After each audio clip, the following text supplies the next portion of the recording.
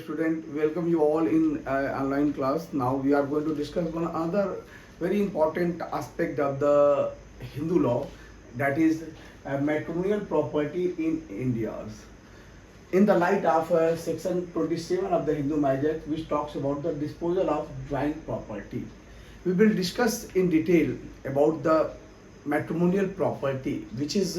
for your kind information, remain unanswered, that after the marriage, whatever the kinds and whatever the labor and works which is provided by the Indian women while making her matrimonial home, what would be her share? What would be her share in household property? I mean to say about the matrimonial property. Of all these issues, we will discuss in these classrooms. My dear student, you are all aware of this fact that women constituted half of the population of this world. Even in India, half of the population constituted by the women. What we are now going to discuss, that is after the marriage. क्या विवाह के पश्चात जो पत्नी के रूप में या माता के रूप में या अन्य किसी प्रकार से जो महिलाओं के द्वारा घर को बनाने में, यानी मैट्रिमोनियल होम, यानी कि ससुराल में जो उसके द्वारा जो वर्क किया जाता है, उस वर्क के एवज में क्या उसे जो प्रॉपर्टी मिलती है at the time of the divorce और after the death of her husband, we are talking about this property. Generally student, होता ये है कि भारत में, if you see the country like India, we never ever consider domestic work as a productive work. That is very important aspect of the property. Bharat में कभी भी महिलाओं के द्वारा जो घरेलू कार्यों में, यानी घरेलू कार्यों में जो घरेलू घर में या जो कार्य किया जाता है, वो कभी भी प्रोडक्टिव वर्क के रूप में रिकॉग्नाइज नहीं किया गया है. इसीलिए भारत में after the marriage husband and wife के बीच में कोई इकोनॉमिक पार्टनरशिप नहीं होता है. अगर पार्टनरशिप होता तो औरतों को उस घर की प्रॉपर्टी में, जो उसने अपने खून पसीने से औरत अपना घर बनाती है, उस प्रॉपर्टी में कभी भी इकोनॉमिक पार्टनरशिप के रूप में उसको दर्जा नहीं मिलता है. और सबसे बड़ी बात यह है कि मैरिज को कभी भी इक्वल इकोनॉमिक पार्टनरशिप के रूप में रिकॉग्नाइज नहीं किया गया है, जो कि कई डेवलप कंट्रीज में और विदेशों में इसे रिकॉग्नाइज किया गया है. अगर दोनों पक्षकार, विवाह के दोनों पक्षकार संयुक्त रूप से या संयुक्त प्रयासों से जो प्रॉपर्टी कमाते हैं, उस प्रॉपर्टी में दोनों का बराबर हिस्सा होता है. इस तरह का कॉन्सेप्ट भारतीय घरों में, यानी भारत के संयुक्त हिंदू परिवारों में इस तरह का कॉन्सेप्ट देखने को नहीं मिलता है. अगर हम भारत में बात करें, from the very ancient period to till date, Hindu family is generally considered to be a joint Hindu family. Bharat में शुरू से ही संयुक्त हिंदू परिवार का कॉन्सेप्ट रहा है. संयुक्त हिंदू परिवार का मतलब होता है चार चीजों में समानता: एक साथ खाना पीना, एक साथ रहना, एक साथ पूजा अर्चना और एक ही संपत्ति का उपयोग उपभोग. यानी कि चार चीज में अगर ज्वाइंटनेस है तो ये माना जाता है कि परिवार जो है वो संयुक्त हिंदू परिवार है. और आज भी संयुक्त हिंदू परिवार के इतर कोई कॉन्सेप्ट जो है, यानी कि न्यूक्लियर फैमिली जैसा कोई कॉन्सेप्ट प्राचीन हिंदू विधि से लेकर आज तक देखने को नहीं मिलता है. अगर हिंदू परिवार होगा तो सदैव ही संयुक्त हिंदू परिवार माना जाएगा. और संयुक्त हिंदू परिवार में एक जो बहुत बड़ा कॉन्सेप्ट होता है वो है कोपाशनरी का, यानी कि all the male member who falls within 4 generation they constitute 4 male generation they constitute the coparcenary. और जो कोपाशनरी के राइट्स होते हैं वो सिर्फ मेल के पास होते हैं, क्योंकि कोपाशनर्स वही होगा जो घर का पुरुष होगा. From the last property holder till 4 generation जितने भी मेल मेंबर आएंगे, they will constitute the coparcenary, and only the coparceners has a right by birth of his of the coparcenary property, I mean to say about the सैथुनी परिवार, यानी कि जो व्यक्ति कोपास्टनस होगा सैथुनी परिवार में, कोपास्टिव प्रॉपर्टी का वो समान ओनरशिप और समान पोजीशन माना जाएगा, और घर के बंटवारा होने पर उसको संयुक्त हिंदू परिवार की प्रॉपर्टी में हिस्सा मिलता है। और कोई अगर संयुक्त हिंदू परिवार का कोई सदस्य कोपास्टिव प्रॉपर्टी में हिस्सा रखते हुए मरता है तो उस पर रूल ऑफ सर्वाइवरशिप के द्वारा वो प्रॉपर्टी सदैव कोपास्टनस में ही रन करती है, क्योंकि कोपास्टरी हमेशा मेल कॉन्स्टिट्यूट करता है और 4 जनरेशन के भीतर जितने भी मेल आते हैं वो लोग कॉन्स्टिट्यूट करते हैं। अतः संयुक्त हिंदू परिवार में महिलाओं को कभी भी संयुक्त हिंदू परिवार की प्रॉपर्टी में कोई हिस्सा देने की बात कभी भी नहीं की गई थी, क्योंकि कभी महिला को पार्टनर्स हो ही नहीं सकती थी। अतः प्राचीन हिंदू विधि में अगर आप पाएं तो मनुस्मृति से लेकर अगर आगे की स्मृति और कस्टम को देखें तो विमेन के पास किसी भी प्रकार की प्रॉपर्टी नहीं होती थी जिस पर कि उसका एब्सोल्यूट ओनरशिप हो। वो प्रॉपर्टी तभी उसके पोजीशन में आती थी या तो उसके पति के द्वारा दी जाती थी या उसके सास ससुर या ससुराल में जो प्रॉपर्टी उसे मिलती थी। माता पिता कभी भी उसको प्रॉपर्टी नहीं देते थे। हाँ, एक प्रॉपर्टी उसके पोजीशन में आती थी, वो थी एट द टाइम ऑफ जिसके कि हम अभी डिस्कशन करेंगे, वो है सेक्शन 27 में, जब वो ज्वाइंट प्रॉपर्टी एट और about the time of the marriage मिलती थी। तो अगर आप देखें तो ये जो कॉन्सेप्ट संयुक्त हिंदू परिवार का चला आ रहा था, जिसमें कि महिलाओं को कोई भी संयुक्त हिंदू परिवार की प्रॉपर्टी में हिस्सा पाने का कोई अधिकार नहीं मिलता था। उससे हिस्सा तब मिलता था जब उसकी पति की मृत्यु हो जाए, और पति की मृत्यु होने के बाद अगर संपत्ति में अगर कोपास्टिव प्रॉपर्टी का बंटवारा हो रहा है तो भी उसको हिस्सा प्राप्त करने का अधिकार नहीं होता था। सिर्फ मेल या निसन को ये कोपास्टिव प्रॉपर्टी को में हिस्सा प्राप्त करने का अधिकार होता था, एज ए कोपास्टनस। ये व्यवस्था प्राचीन हिंदू विधि में चली आ रही थी। और एक दूसरी व्यवस्था जो चली आ रही थी कि अगर विमेन को eight the time the marriage कोई प्रॉपर्टी मिलती थी तो वो प्रॉपर्टी भी दो प्रकार से क्लासिफाइड की गई थी। एक प्रकार की प्रॉपर्टी को कहते थे स्त्री धन, और दूसरे प्रकार की प्रॉपर्टी को कहा जाता था वुमेन स्टेट। यानी प्रॉपर्टी का दो नेचर होता था। स्त्री धन का मतलब होता था what ever the property in which she has acquired her absolute right, right means right to enjoy, right to transfer, and after her death this property will devolve to her heirs. It is called absolute right.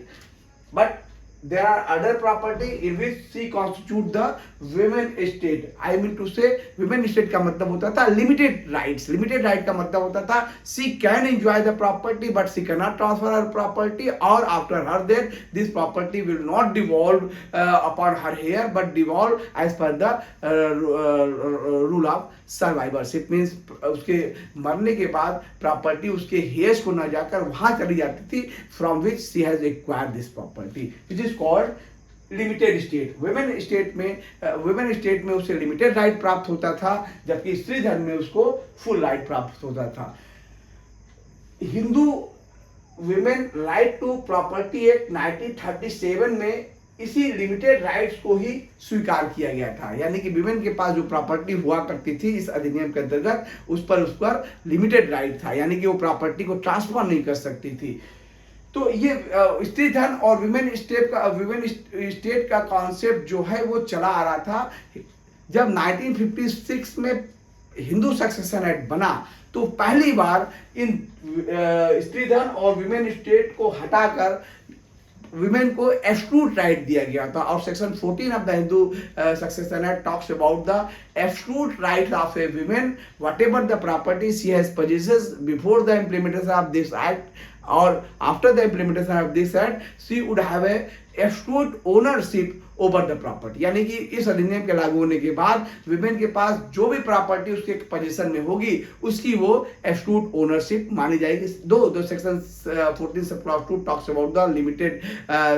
Talks about the exception of section 14 sub clause 2। अगर property किसी condition के तहत उसके ऊपर आई है तो वो condition continue करेगी, उस पर उसको एब्सोल्यूट राइट नहीं मिलेगा। लेकिन इस एक्सेप्शन को हटा दे तो सारी प्रॉपर्टी में उसको एब्सोल्यूट राइट मिलता था। तो सेक्शन हिंदू सेक्शन एक्ट जो है सेक्शन 14 कुछ हद तक महिलाओं को एब्सोल्यूट प्रॉपर्टी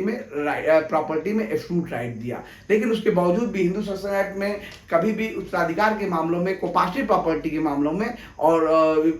भारतीय महिलाओं को यानी हिंदू महिलाओं को कभी भी राइट नहीं दिया। सेपरेट प्रॉपर्टी में महिलाओं को राइट था, वो भी राइट तब था जब उसके पति की डेथ हो जाए, तो डेथ होने पर एज ए हेयर यानी कि पति के उत्तराधिकारी के रूप में उसे पति की प्रॉपर्टी में हिस्सा प्राप्त करने का अधिकार था। पति के जीते जी वो पति की प्रॉपर्टी में कभी भी हिस्सेदारी प्राप्त नहीं कर सकती थी।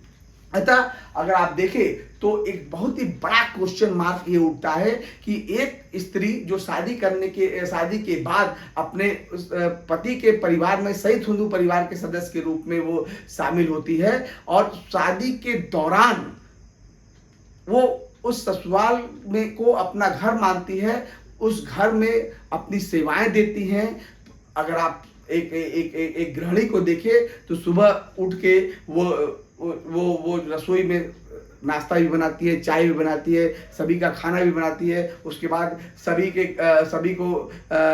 खाना सर्व भी करती है, उसके बाद वो घर में झाड़ू पोछा भी लगाती है, उसके बाद डस्टिंग भी करती है, फिर खाना भी बनाती है, उसके बाद बच्चों को देखभाल भी करती है, शाम को पति की सेवा भी करती है। तो अगर आप देखें तो from the morning to till late night she has to give her all the facilities as well as the services to this joint Hindu family system और घर के अन्य सदस्य उनकी इस सेवा को पूर्ण रूप से प्राप्त करते हैं। उस सेवा से उसको काफी बेनिफिट होता है, काफी आराम से होती है, काफी आराम होता है इस महिला के 24 घंटा काम करने पर। अगर यही काम किसी मेड के द्वारा किया जाए, क्योंकि अगर आज देखें तो एक मेड जो है वो 2000 रुपये झाड़ू पोछे का लेती है, 1500 रुपये खाना बनाने का लेती है, 3000 रुपये बच्चे पालने का लेती है, 4000 रुपये सुबह से शाम घर की देखभाल करने में लेती है। तो कुल मिलाकर अगर आप देखें तो अगर इस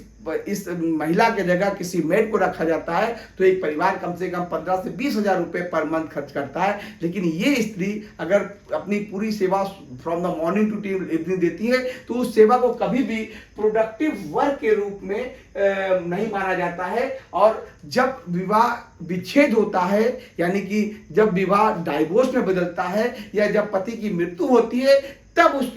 तब उसको उस प्रॉपर्टी संयुक्त परिवार की प्रॉपर्टी पर अपना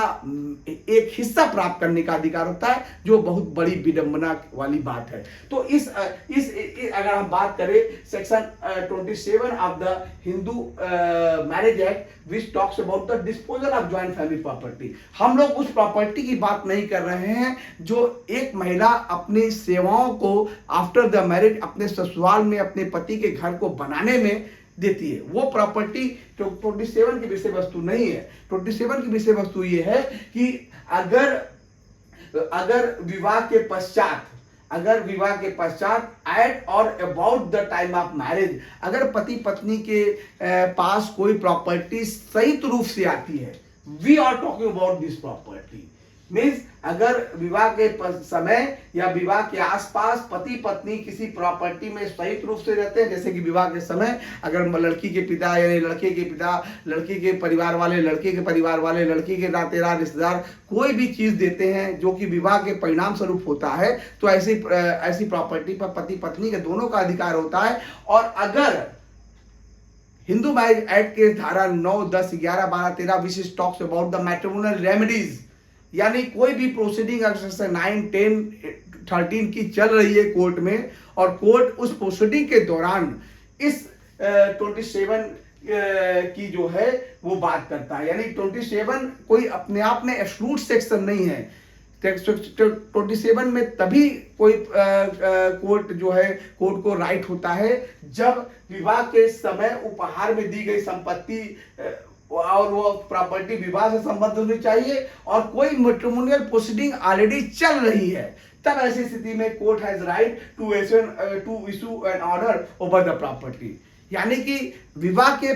केस ये प्रॉपर्टी जो which we are talking about the section 27 of the Hindu marriage act, इसका बहुत ही लिमिटेड स्कोप है। वो स्कोप है कि जो प्रॉपर्टी पति पत्नी दोनों को विवाह के समय मिलती है या विवाह के आसपास मिलती है उस पर 27 लागू होता है, और वो भी तब लागू होता है जब कोर्ट की प्रोसीडिंग ऑलरेडी चल रही हो और जब फाइनल डिक्री हो रहा है उस वक्त कोर्ट को लगता है कि इस प्रॉपर्टी का बंटवारा होना चाहिए, उस प्रॉपर्टी को का डिस्पोजल होना चाहिए। ऐसी स्थिति में कोर्ट जो है वो सेक्टर 27 के अंतर्गत कोई भी ऑर्डर या इशू पारित ऑर्डर या डायरेक्शन दे सकती है। याद रखिएगा डियर स्टूडेंट, सेक्शन की अगर कोई प्रॉपर्टी पति की ऑलरेडी है उसके ओनरशिप में विवाह के पहले या विवाह के बाद, यानी पत्नी के पास भी अगर कोई प्रॉपर्टी विवाह के पहले और पत्नी विवाह के बाद कोई उसके नाम से है, उस प्रॉपर्टी की बात सेक्शन 27 नहीं करता है। सेक्शन 27 सिर्फ उस प्रॉपर्टी की बात करता है जो एट और अबाउट द मैरिज दी गई हो। तो ये बात क्लियर है। इसी चीज को शुक्ला वर्सेस ब्रिजभूषण के बाद में 1982 बाद में दिल्ली हाई कोर्ट ने कहा था कि अगर स्त्रीधन है यानी वो प्रॉपर्टी विमेन के पोजीशन में शुरू से है और वो स्त्रीधन के रूप में उस पर उसका फ्रूट राइट है, उस प्रॉपर्टी की बात जो है वो सेक्शन 27 नहीं करता है। एक केस आया था प्रतिभा रानी वर्सेस सूरज कौर AIR 1985 सुप्रीम कोर्ट, जिसमें सुप्रीम कोर्ट ने एक बात बहुत ही अच्छी कही थी जो बाद में हालांकि सुप्रीम कोर्ट ने दूसरे वाले केस में बदल दी। सुप्रीम कोर्ट ने इसने कहा था कि अगर विमेन के पास कोई प्रॉपर्टी है जिसके ऊपर उसके स्त्री धन के रूप में उसका एब्सोल्यूट राइट होता है, तो बेशक ये प्रॉपर्टी परिवार के अन्य सदस्यों के पास हो सकती है, यानी पति के पास हो सकती है, उसके ससुर के पास हो सकती है, उसके सास के पास हो सकती है। जैसे मान लीजिए कोई जेवर है वो पत्नी की है, उस पर उसका एब्सोल्यूट राइट है, वो जेवर भले से सास अपने पास रखी हुई हो, लेकिन इस बात में सुप्रीम कोर्ट ने कहा था प्रतिभा रानी के केस में कि घर के सारे अन्य सदस्य उस प्रॉपर्टी को एज ए ट्रस्टी ट्रीट करेंगे, लेकिन प्रॉपर्टी की मालकिन जो है वो ही महिला होगी जिसे इस पर इसका एब्सोल्यूट राइट होगा, और सदस्य उसे ट्रस्टी के रूप में उसकी देखभाल करेंगे और इस महिला के मांगने पर उसे लौटा देंगे। ये बात प्रतिभा रानी के केस में गई थी। लेकिन 1985 के इस जजमेंट को बालकृष्ण रामचंद्र वर्सेस संगीता बाल के केस में 1997 के बाद में सुप्रीम कोर्ट ने कहा था कि नहीं, अगर प्रॉपर्टी एट और about the time of marriage दी गई है तो वो स्त्री धन नहीं कहलाएगी, बल्कि वो उस प्रॉपर्टी पर पति और पत्नी का समान ओनरशिप माना जाएगा, और ऐसी स्थिति में वो प्रॉपर्टी जो है उस पर वो दोनों ही पक्षकार समान हक रखेंगे। और जब भी कभी डिस्पोजल की प्रोसीडिंग अगर सेक्शन 27 के अंतर्गत डिस्पोजल की प्रोसीडिंग चल रही हो, तो ऐसी स्थिति में उस प्रॉपर्टी को आधा भाग जो है वो पति और पत्नी दोनों को दिया जाएगा। Dear student, one thing is very clear that as far as the matrimonial property is concerned, though we have already discussed section 27 which talks about the if at the time of the marriage जो property दोनों को दी जाती है उस पर दोनों का समान हक होता है, लेकिन सेक्शन 27 उस प्रॉपर्टी की बात नहीं करता है, उस लेबर की बात नहीं कर सकता है, उस श्रम की बात नहीं करता है, उस स्किल की बात नहीं करता है जो एक औरत अपने विवाह के पश्चात अपने पति के घर में, पति के घर को स्वर्ग बनाने में, पति के और अपने बच्चों को पालन पोषण करने में, पति के घर में 24 घंटा काम करने से जो वो लेबर, वो परिश्रम, वो मेहनत, वो तपस्या, वो सेवा जो ससुराल में कर रही है, उस सेवा को प्रोडक्टिव वर्क के रूप में कभी भी नहीं माना जाता है। ये बहुत ही दुख का विषय है कि एक महिला अपनी पूरी जिंदगी अपने ससुराल में लगा देती है और शादी के दौरान उसे कोई भी प्रॉपर्टी पति के जीवित रहते नहीं मिलती है। अगर पति जीवित है, अगर वो ससुराल की प्रॉपर्टी है, तो एज ए कोपार्टनर्स अन्य सदस्यों का, अन्य भाइयों पर उस प्रॉपर्टी में उसकी यानी कोपार्टनरी प्रॉपर्टी में यानी मैट्रिमोनियल होम में उसकी ससुर का, उसके ससुराल का, उसके पति का, उसके पति के भाइयों का हिस्सा होता है, उसका कोई हिस्सा नहीं होता है, आज भी नहीं होता है। जबकि वो सेवा अपने घर में कर रही है, अपने ससुराल में कर रही है, लेकिन जीते जी वो किसी भी प्रकार की प्रॉपर्टी की मालिक नहीं होती है। क्यों? क्योंकि उसके इस परिश्रम को, उसकी सेवा को कभी भी प्रोडक्टिव वर्क के रूप में आज भी लॉ रिकॉग्नाइज नहीं की है। अतः ये समय आ गया है जब हम जो है पत्नी के द्वारा की गई इस श्रम को जो है वो लॉ के दायरे में लाएं, और इस तरह से जो इकोनॉमिक पार्टनरशिप, यानी पति पत्नी, अगर वैवाहिक इस घर है, वैवाहिक घर दोनों के परिश्रम से बना है, तो उसमें जो भी प्रॉपर्टी आती है उसमें पति और पत्नी का समान हक होना चाहिए। पत्नी को अपने द्वारा हर महीने किए गए परिश्रम का, उस घर को स्वर्ग बनाने का एक most economic lobe during the time of the marriage देना चाहिए। और लॉ स्पष्ट होना चाहिए कि एक महीने के दौरान अगर जैसे पति की सैलरी मिलती है वैसे ही, या जो कामकाजी महिलाएं हैं जो घर के में बाहर जाके किसी इंस्टीट्यूशन में, किसी गवर्नमेंट डिपार्टमेंट में अपनी सेवा देती है, उसके एवज में एक महीने में उसको सैलरी मिलती है, ठीक उसी प्रकार की सैलरी, ठीक उसी प्रकार की आमदनी हर महीने हर उस महिला को जो डोमेस्टिक वर्क के रूप में अपनी सेवाएं सुबह से शाम तक दे रही है, बच्चों को नहला खिला पिला के, पढ़ा लिखा के, घर की ट्यूशन भी देकर बच्चों को पढ़ा के, जो भी सेवाएं घर के कामकाज में वो दे रही है, उसको उसका हर महीने उसको वो इकोनॉमिक लॉब के रूप में पति के द्वारा या पति के घर वालों के द्वारा उसके अकाउंट में जानी चाहिए। क्योंकि economic aspect plays a very important role for the personality development of each and every individuals of the country. तो अगर कोई व्यक्ति इकोनॉमिकली स्ट्रांग नहीं होगा, उसके पास उसके बैंक में बैलेंस नहीं होगा, तब तक उसकी पर्सनालिटी कभी भी डेवलप नहीं करेगी। अतः स्त्रियों को अगर आगे बढ़ाना है तो उसके डोमेस्टिक वर्क को प्रोडक्टिव वर्क के रूप में संज्ञा दी जानी चाहिए, और प्रोडक्टिव वर्क के रूप में लॉ के द्वारा उसको एस्टेब्लिशमेंट दिया जाना चाहिए, और हर महीने उसके खाते में, उसके अकाउंट में कुछ ऐसी सैलरी आनी चाहिए जिसका उपयोग उपभोग वो शादी के दौरान कर सके, और वो उस पैसे से अपने आप को इकोनॉमिकली स्ट्रेंथन करे, और इकोनॉमिकली उसे अंदर से अप्रूव्ड हो कि उसके वर्क को जो है वो रिकॉग्नाइज किया गया है, उसके वर्क को इकोनॉमिक के रूप में कंसीडर किया गया है, और आज भी इकोनॉमिक तरीके से वो अपने पैरों पर वो खड़ी हो सकती है। With this now we are going to sum up our discussion. I hope whatever I have thought over this matrimonial property, you all able to understand it. Thank you very much.